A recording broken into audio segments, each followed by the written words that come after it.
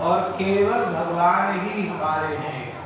जब हम भगवान के हैं और भगवान हमारे हैं तो हमारा शरीर, हमारी इंद्रियां, हमारा मन, हमारी बुद्धि, हमारा चित्त, हमारा अहंकार, हमारी स्त्री, पुत्र, गृह, कुटुंब, सब कुछ भगवान का ही है।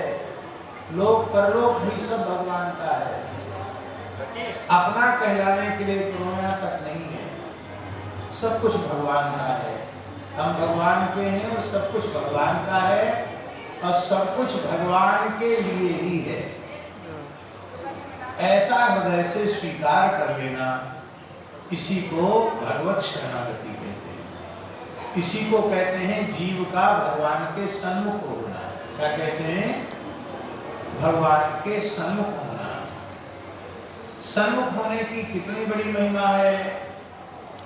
तो सन्मुख होने की महिमा है, सन्मुख होए जीव मुहि जबहि, जन्म कोटि अघनासहि तबहि। जब जीव भगवान के सन्मुख होता है तो उसे उसके करोड़ों करोड़ों जन्म के पाप नष्ट होता है। कोटि माने करोड़ नहीं।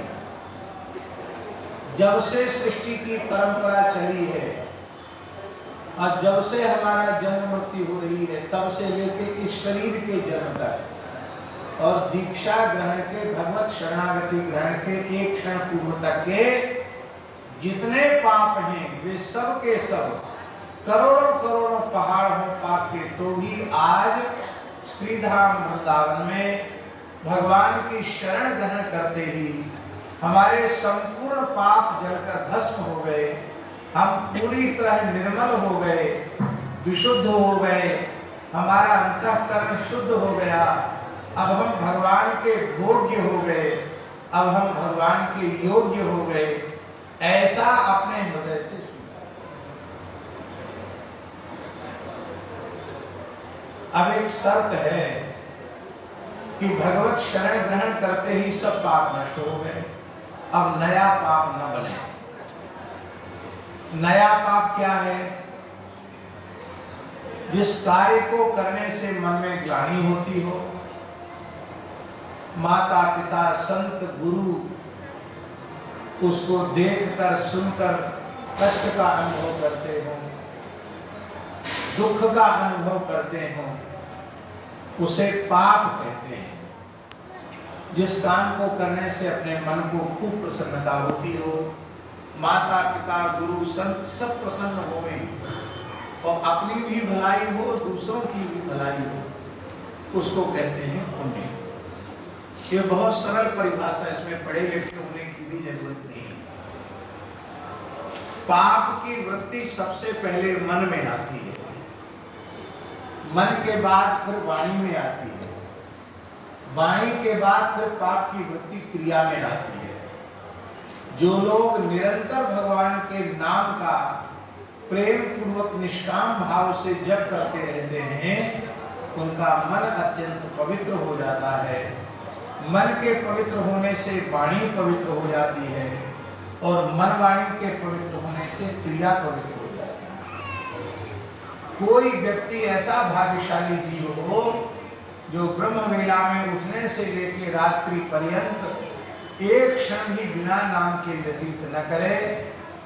कुछ काल तक ऐसा करे तो 5-6 महीने के बाद अहर्निश नाम चलने लग जाएगा। और उस अवस्था में पहुंचने के बाद जब मन पूर्ण निष्पाप हो जाएगा तो बुद्धि भी निष्पाप हो जाएगी, फिर वाणी भी निष्पाप हो जाएगी, फिर क्रिया भी पाप रहित हो जाएगी। ऐसे वैष्णव का दर्शन करने से, चाहे वह स्त्री हो, पुरुष हो, ब्राह्मण हो, चांडाल हो, न आश्रम का भेद है, न शरीर का भेद है, होना चाहिए भगवान का भक्त। ऐसे भक्त का कोई व्यक्ति दर्शन कर लेता है तो उस व्यक्ति के भी सारे पाप नष्ट हो जाते। साधु नाम दर्शनम पुण्यम तीर्थ भूता ही साधु। साधु दर्शन पुण्य है, भगवत भक्त का दर्शन पुण्य है। ये भगवत भक्त चलते फिरते भगवान के तीर्थ हैं।